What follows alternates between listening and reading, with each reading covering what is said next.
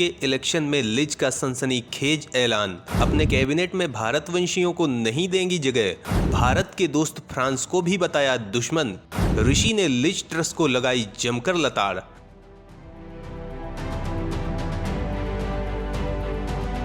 दोस्तों, Britain election की वो घड़ी बस आ ही चुकी है जब कंजर्वेटिव पार्टी अपने पीएम का चुनाव कर लेगी। पिछले काफी समय से लिज ट्रस और ऋषि सुनक अपने वोटर्स को लुभाने में लगे हुए हैं। तमाम न्यूज चैनल्स ओपिनियन पोल दिखाने लगे हैं और ये ओपिनियन पोल अलग अलग आंकड़े दिखा रहे हैं। पूर्व प्रधानमंत्री बोरिस जॉनसन खुलकर ऋषि सुनक की प्रतिद्वंदी लिज ट्रस के समर्थन में खड़े हो गए हैं। लिज ट्रस को आखिरी दौर में बढ़त मिल रही है, ऐसा तमाम चैनल्स बता रहे हैं। हालांकि सच क्या है ये तो रिजल्ट आने पर ही समझ में आएगा। लेकिन दोस्तों, ऋषि का कॉन्फिडेंस तो यही कहता है कि विजय उन्हें ही मिलेगी। उन्होंने जो बयान दिया है उससे लिज के पक्ष को बड़ा झटका लगा है। जॉनसन बेचैन हो उठे हैं। सवाल उठता है कि आखिर उन्होंने क्या कहा है, चुनाव परिणामों को लेकर वो इतने कॉन्फिडेंट कैसे हैं। तो दोस्तों, ब्रिटेन के प्रधानमंत्री पद के उम्मीदवार ऋषि सुनक ने कहा है कि वह दौड़ में बने रहने को लेकर उत्साहित हैं। पूर्व मंत्री सुनक ने ITV चैनल को दिए इंटरव्यू में कहा कि उन्हें निश्चित रूप से जीत मिलेगी।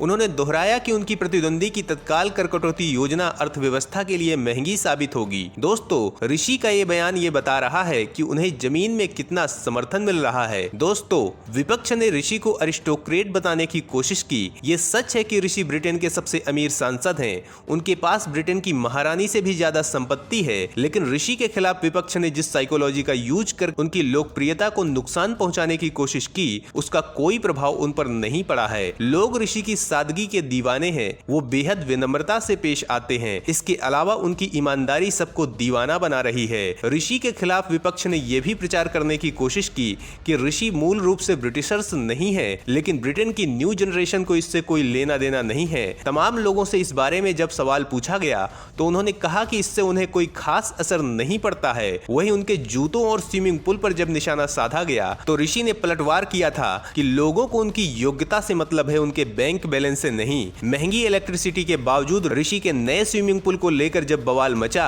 तो ऋषि ने पीएम बनते ही इलेक्ट्रिसिटी बिल में सब्सिडी देने का ऐलान करके विपक्ष को चित्त कर दिया। लिज ने ऋषि पर अभी तक जो सबसे जोरदार हमला किया वो उनकी टैक्स पॉलिसी को लेकर था।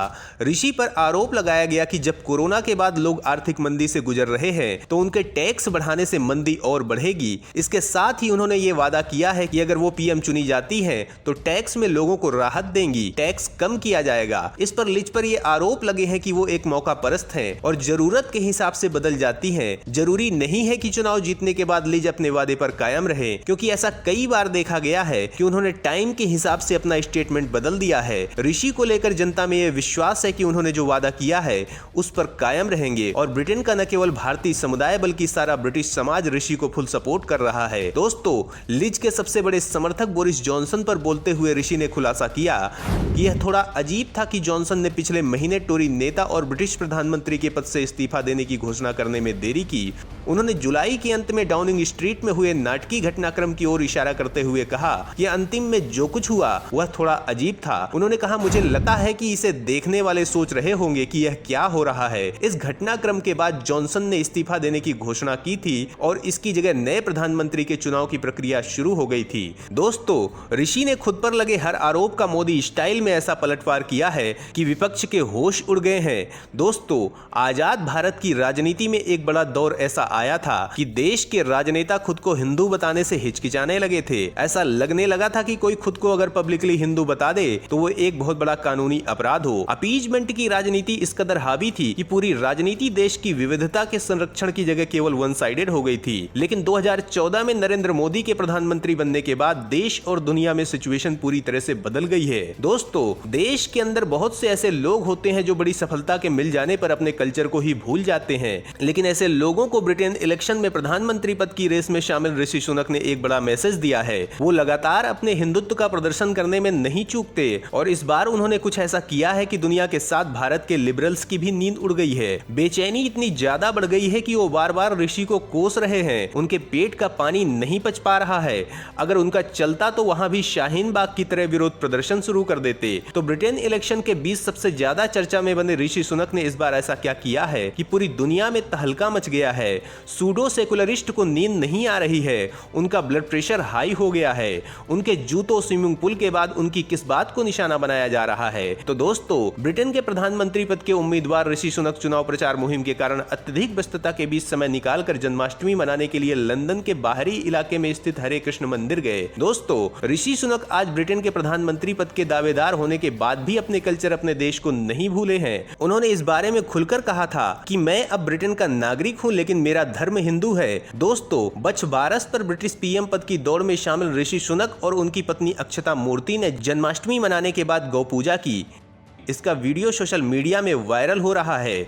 दोस्तों, ब्रिटेन इलेक्शन में अगर ऋषि सुनक प्रधानमंत्री बनते हैं तो पूरी दुनिया में भारत का डंका बज जाएगा, लेकिन अगर लिज ट्रस प्रधानमंत्री बनती हैं तो कुछ ऐसा हो सकता है कि भारत को तगड़ा झटका लगेगा, देशवासी निराश हो सकते हैं। सवाल उठता है कि लिज के पीएम बनने से देशवासियों को क्यों झटका लग सकता है। लिज चुनाव जीतने के बाद ऐसा क्या करने वाली है, लिज से किस तरह की संभावना जताई जा रही है। तो दोस्तों, इस बारे में जानने के लिए वीडियो को आखिरी तक देखिए। लिज के खिलाफ एकजुट हो रहे टोरी वोटर्स, खुद का खेल खुद ही बिगाड़ लिया लिज ट्रस ने।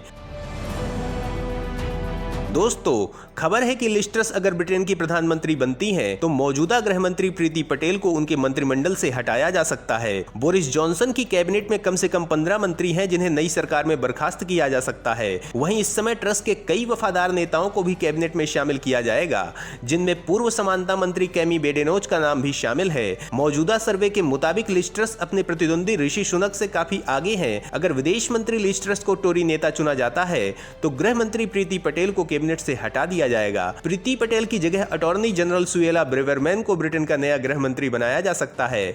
अखबार ने एक सूत्र के हवाले से बताया कि प्रीति पटेल गृह मंत्रालय संभालना चाहती हैं और फिलहाल उन्हें कोई नई जिम्मेदारी लेने में कोई दिलचस्पी नहीं है। वहीं लिज ट्रस के एक करीबी ने बताया कि प्रीति पटेल को शायद ही नई कैबिनेट में जगह मिले, उन्हें मंत्री पद से हटाया जा सकता है। दोस्तों, नई सरकार के लिए ऐसी बात की जा रही है कि ये ऐसी सरकार होनी चाहिए जो सभी मोर्चों पर लड़ाई लड़ रही हो। कैबिनेट में ऐसे लोगों की जरूरत है जो आग को कहीं भी बुझा सकें, ताकि सरकार अपना पूरा ध्यान अर्थव्यवस्था पर लगा सके और महंगाई को नियंत्रित कर सके।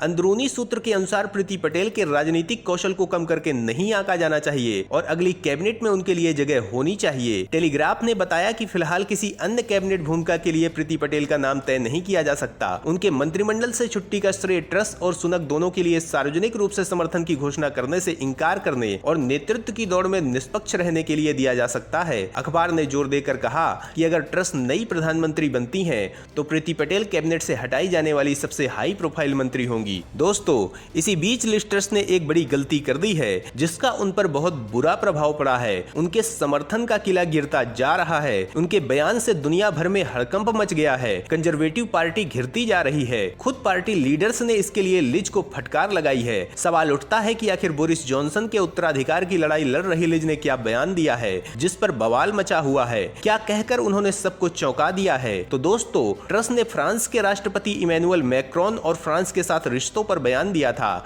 ट्रस से पूछा गया था कि वह मैक्रोन को देश के लिए कैसे नेता के तौर पर देखती हैं, वह दोस्त हैं या फिर दुश्मन। इस पर ट्रस ने गोलमोल जवाब दिया।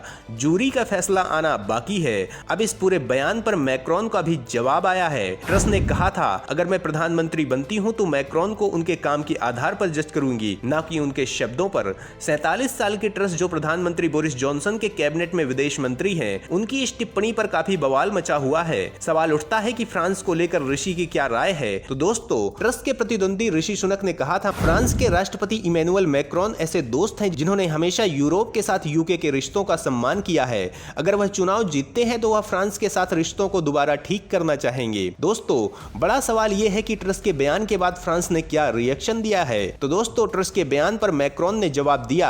फ्रांस के राष्ट्रपति ने कहा, जो ब्रिटेन की अगली प्रधानमंत्री बनने वाली हैं, उनकी तरफ से आए इस बयान को मैं एक अलग नजरिए से देखता हूं। मुझे इस बात पर कोई शक नहीं है कि ब्रिटेन हमेशा फ्रांस का एक अच्छा दोस्त रहा है। अगर हम यह बताने में समर्थ नहीं है कि फ्रांस और ब्रिटेन दोस्त हैं या दुश्मन, तो फिर इसका एक ही मतलब है कि हम तटस्थ नहीं हैं और हम एक गंभीर समस्या की तरफ बढ़ रहे हैं। मैक्रोन ने कहा, ब्रिटेन के लोग और यह देश एक दोस्त और मजबूत साथ है। इस बात से कोई फर्क नहीं पड़ता कि इसके नेता क्या बयान बयान दे रहे हैं। ट्रस की टिप्पणी पर उनकी ही पार्टी के सदस्यों ने उन्हें जमकर फटकार लगाई है। पूर्व विदेश मंत्री एलियस्टर बर्ट ने कहा कि ट्रस ने इस तरह की टिप्पणी करके एक गंभीर गलती कर दी है। इस तरह का बयान देने की जगह उन्हें एक कूटनीतिक जवाब देना चाहिए था। दोस्तों, सवाल यह भी उठता है कि क्या ब्रिटेन फ्रांस के बीच किसी तरह का विवाद है? दोनों के बीच तनातनी बनी हुई है। तो दोस्तों, फ्रांस और ब्रिटेन के बीच ब्रेग्जिट के बाद से ही संबंध ठीक नहीं है। दोनों पक्षों के बीच मछली पालन और अप्रवासन जैसे मुद्दों पर विवाद जारी है। लेबर पार्टी का कहना है कि ट्रस का यह बयान फ्रांस के साथ तनाव को बढ़ा सकता है। उन्होंने टिप्पणी को खतरनाक और चिंताजनक बताया है। दोस्तों, फ्रांस और ब्रिटेन के बीच हमेशा टकराव होता रहता है। मछली पकड़ने के अधिकार को लेकर फ्रांस और ब्रिटेन के बीच विवाद बढ़ गया था। फ्रांस ने जवाबी कदम उठाने की चेतावनी दी थी। ब्रिटेन द्वारा फ्रांस के राजदूत को बुलावा भेजने के एक दिन पहले ही फ्रांस के प्रधानमंत्री जो कैक्टेस ने विवाद को सुलझाने के लिए बातचीत शुरू करने का प्रस्ताव दिया था। दोनों देश ब्रिटेन और चैनल द्वीपों के इर्द गिर्द समुद्र में मछली पकड़ने वाली यूरोपीय नावों के लिए लाइसेंस के नियमों को लेकर एक दूसरे से भिड़े थे। इस पर उस वक्त ब्रिटेन के विदेश मंत्री लिज ट्रस ने ट्वीट किया कि उन्होंने यूके और चैनल द्वीपों के खिलाफ अनुपातहीन रूप से की गई धमकियों पर सफाई देने के लिए फ्रांस के राजदूत को बुलावा भेजा है। फ्रांस ने चेतावनी दी थी कि अगर उनकी नावों को भी अभी भी लाइसेंस नहीं मिला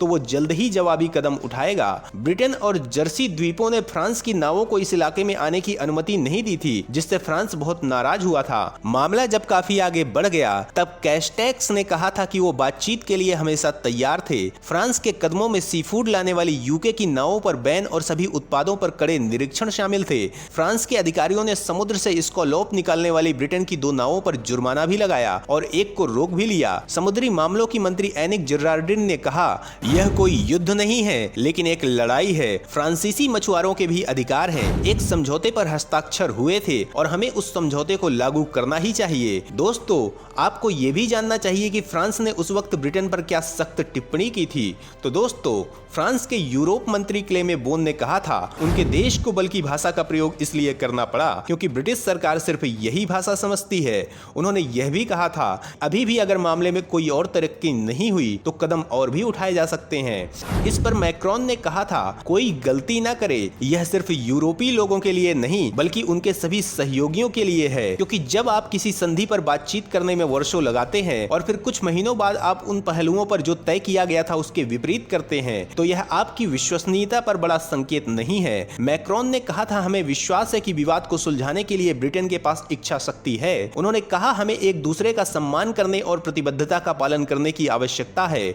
दोस्तों, इसके अलावा दोनों देशों के बीच ब्रेग्जिट को लेकर भी विवाद हो चुका है। सवाल उठता है कि आखिर ये ब्रेग्जिट क्या है। तो दोस्तों, ब्रेग्जिट यानी ब्रिटेन प्लस एग्जिट। ब्रेग्जिट का सीधा सा मतलब है ब्रिटेन का यूरोपीय यूनियन से बाहर जाना। दूसरा विश्व युद्ध समाप्त होने के युद्ध में भाग लेने वाले सभी देशों को नुकसान झेलने पड़े थे। ऐसे में युद्ध समाप्ति के 5 साल बाद फ्रांस और जर्मनी एक योजना लेकर आए जिसके तहत यह अनुबंध था कि दोनों देश एक दूसरे के खिलाफ फिर युद्ध में भाग नहीं लेंगे। इस योजना के तहत 6 देशों ने साल 1950 में एक डील पर हस्ताक्षर किए। 7 साल बाद रोम में एक संधि पर हस्ताक्षर किए गए जिसके परिणाम स्वरूप अस्तित्व में आया यूरोपीय आर्थिक समुदाय यानी ईसीसी। इसी यूरोपीय आर्थिक समुदाय को आज यूरोपीय यूनियन के रूप में जाना जाता है। साल 1973 की शुरुआत में 3 नए देश इससे जुड़े। इनमें एक देश ब्रिटेन था। वर्तमान में ईयू में 28 सदस्य हैं और इनकी कुल आबादी करीब 50 करोड़ है। ब्रिटेन की सरकार ने जिस तरह से ब्रेग्जिट किया है उसकी वजह से व्यापार में नए बैरियर खड़े हो सकते हैं। इस बात को लेकर भी दोनों देशों के बीच विवाद है। दोस्तों, ऋषि के बयान जहां गंभीरता और देश के लिए जरूरी मुद्दों वाले होते हैं, वहीं लिज के बयान केवल लुभावने हैं। वो केवल वोटर्स को लुभाने में लगी है। देश के लिए कोई मजबूत रणनीति उनके पास नहीं है। हालांकि चुनाव परिणाम किसके पक्ष में जाता है ये तो टोरी पार्टी के सदस्य ही डिसाइड करेंगे, जिसका फैसला अब बहुत ज्यादा दूर नहीं है। तो दोस्तों, लिज और ऋषि के इस कंपैरिजन को देखकर आपको क्या लगता है, कमेंट जरूर करें।